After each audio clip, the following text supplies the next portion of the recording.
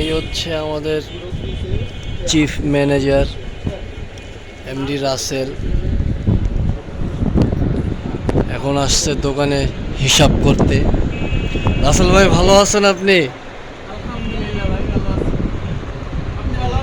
ইনশাল্লাহ সবাই দোয়া করবেন রাসেল ভাইয়ের জন্য। রাসেল ভাইয়ের জন্য একটি মেয়ে দেয় আল্লাহ তালা। আর বেশি বেশি করে লাইক করবেন।